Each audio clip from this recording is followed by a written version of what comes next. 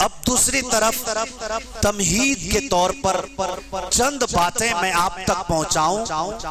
ہم کو 100 روپے کہیں دینے کی باری آ جائے, 50-100 روپے کہیں خرچہ کرنے کی نوبت آ جائے تو ہم گھبرانے لگتے ہیں. ہمیں ایک تکلیف سی ہونے لگتی ہے کہ میری محنت کا کمایا ہوا 100 روپے چلا جائے گا, 1000 روپے چلا جائے گا. اس انسان کے دل پر قربان جائیے جو 100 روپے نہیں, 1000 روپے نہیں, اپنے 18 سال کا کریل جوان بیٹا میرے اور آپ کے لیے قربان کیے ہیں. ان کی سوچ اور ان کی فکر پر قربان جائیے جنہوں نے 6 ماہ کا بچہ بھی اپنے نانا کی امت کے حفاظت کے لیے قربان کی ہے. ہم مقابلہ ان کا کر ہی نہیں سکتے ہیں. یہ تو اللہ کا ہم پر احسان ہے کہ ہم اہل سنت والجماعت سے وابستہ لوگ ان کے نام لینے والوں میں پیدا ہوئے ہیں. اللہ نے ہمیں حسین کے غلاموں میں پیدا فرمایا ہے اور انہی کی غلامی میں پیدا ہونے کی یہ برکت ہے کہ ہم بھی 100,000 نہیں دیکھتے, ہم بس ان کی نسبت دیکھتے ہیں کہ کن کی محبت میں جا رہا ہے, کن کی محبت میں خرچ ہو رہا ہے. یہ آپ اپنا قیمتی وقت نکال کر جو یہاں پہ خرچ کر رہے ہیں یہ اسی لیے نہ کر رہے ہیں کہ میری زندگی کے کتنوں گھنٹے فلم دیکھنے میں, ویڈیو دیکھنے میں, گانے سننے میں, گیم کھولنے میں, جوئے بازی میں, سٹا میں, تاش کے پتوں میں, کیرم بورڈ کی گوٹیوں میں, نہ جانے میری زندگی کے کتنے گھنٹے یوں ہی برباد ہو گئے. آج 1 گھنٹا حسین کی محبت میں خرچہ تو کروں, آج 1 گھنٹا امام حسین کی یاد میں تو لگاؤں. یہ جو گھنٹہ ہمارا گزر رہا ہے نا, اس کی اہمیت مرنے کے بعد ہمیں پتہ چلے گی. بہرکیف ہم اور آپ امام حسین رضی اللہ تعالیٰ عنہ کی محفل میں آئے ہیں. اللہ تبارک و تعالی ہمارا آنا, بیٹھنا, سننا اور سنانا اپنی بارگاہ میں قبول فرمائے. امام حسین کی غلامی میں جس طرح اللہ نے ہمیں اس دنیا میں پیدا کیا ہے, میدان محشر میں بھی اللہ ہمیں حسین کا غلام بنا کر ہی اٹھائے. یہی ہماری دعا ہے, اللہ اسے قبول فرمائے. قرآن مقدس کی جو آیت کریمہ میں نے تلاوت کی ہے, اللہ تبارک و تعالی ارشاد فرماتا ہے وَلَا تَقُولُوا لِمَنْ يُقْتَلُوا فِي سَبِيلِ اللَّهِ أَمْوَاتٌ بَلْ أَحْيَاءٌ وَلَكِنْ لَا تَشْعُرُونَ. اے ایمان والو, جو لوگ اللہ کے راستے میں شہید کر دیے جائیں, کاٹ دیے جائیں, انہیں مردہ مت کہو بلکہ وہ زندہ ہے. یہ میرا اور آپ کا باپ نہیں, خود خدائے پاک فرما رہا ہے. یہ اللہ کا فرمان ہے کہ اللہ کے راستے میں کٹنے والا مرتا نہیں, وہ زندہ ہوتا ہے. مگر ان کی زندگی کا شعور ہمیں ہو ہی نہیں سکتا. اب دوسری طرف میں آپ کو ایک آیت مبارکہ اور سنا رہا ہوں. حضور علیہ الصلاۃ والتسلیم جب ابو جہل کو دین کی دعوت دیے, ابو لہب کو دین کی دعوت دیے, امیہ بن خلف کو دین کی دعوت دیے, عتبہ اور شیبہ کو نبی نے اسلام کی دعوت دیے, اور ان لوگوں کے سامنے حضور نے ان کے کہنے پر ڈوبے ہوئے سورج کو واپس پلٹائے, چاند کو 2 ٹکڑا کر کے دکھائے, پتھر کو سمندر میں تیرا کے دکھائے. ابو جہل کی مٹھی میں نبی نے کنکڑیوں سے کلمہ پڑھوایا, پھر بھی یہ لوگ ایمان نہیں لائے تو حضور مایوس ہوئے.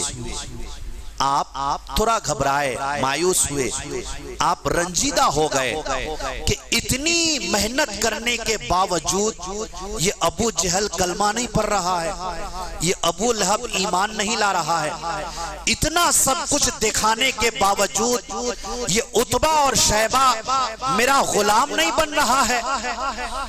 حسینوں کو انداز سکھائے نہیں جاتے، امی لقب ہو جو وہ پڑھائے نہیں جاتے، ہر کسی کے قسمت میں محبوب کا دیدار نہیں ہوتا، جو ابو جہل ہوتے ہیں وہ محبوب دکھائے نہیں جاتے۔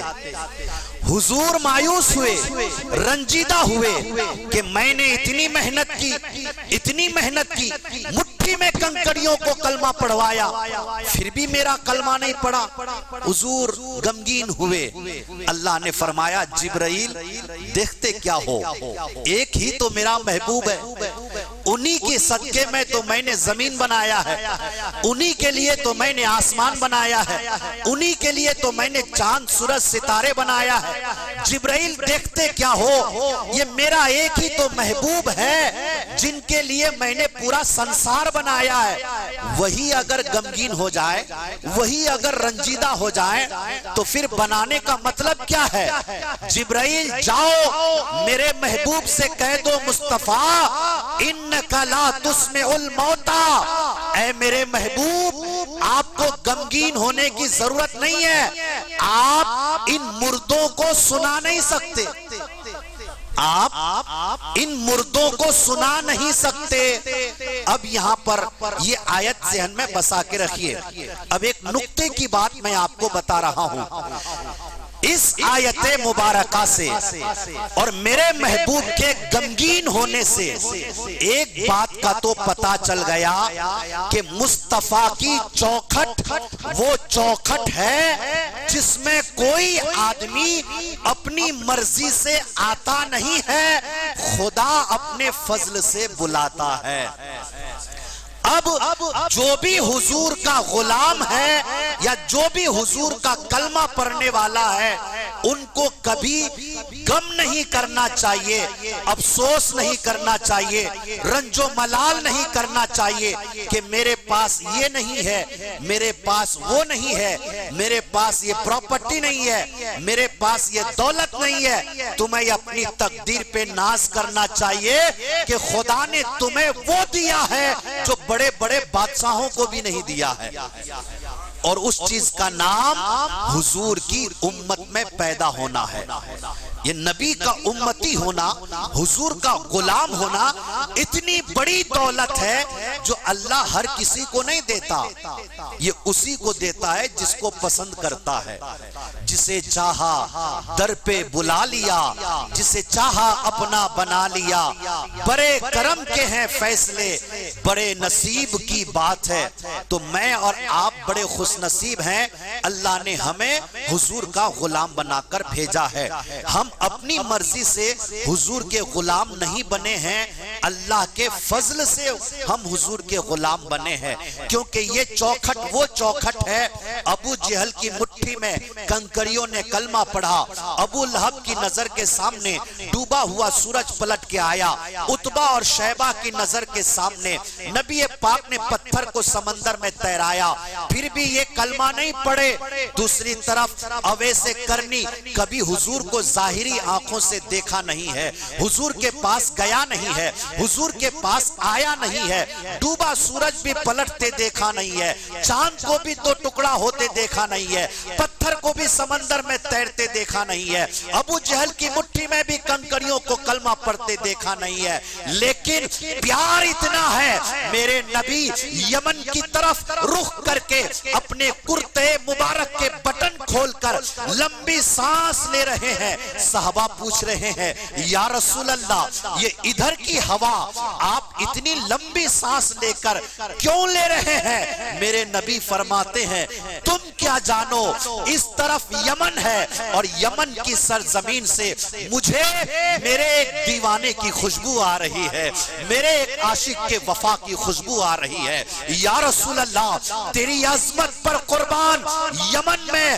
تیرا ایک دیوانہ دیوانہ تھا اس کے دیوانگی کی خوشبو آپ نے عرب میں محسوس کی، تو ہم بھارت میں بھی تو آپ کے نام لینے والے ہیں، ہم ہندوستان میں بھی تو آپ کے دیوانے ہیں، ہم 14 صدیاں بعد بھی کچھ نہیں دیکھے ہیں، صرف سنے ہیں کہ آمینہ کا لال ایسا تھا، مصطفیٰ جان رحمت ایسے تھے، میرے نبی کی شان ایسی تھی۔ آقا ہم نے آپ کو دیکھا نہیں، بن دیکھے ہم آپ پر جان دینے کو تیار ہے، کبھی ہماری بھی خوشبو کو آپ نے محسوس کیا تو سنیں، ڈاکٹر اقبال کہتے ہیں ہندوستان کے مسلمانوں اپنی تقدیر پہ ناز کرو، یہی حال عرب کی سرزمین پر ایک بار اور بھی ہوا تھا۔ ہندوستان کی طرف رخ کر کے میرے آقا نے لمبی سانس لے کر صحابہ کی محفل میں فرمایا تھا، میرے صحابیوں ہندوستان کی مٹی سے مجھے وفاداری کی خوشبو آ رہی ہے، مجھے محبت کی خوشبو آ رہی ہے۔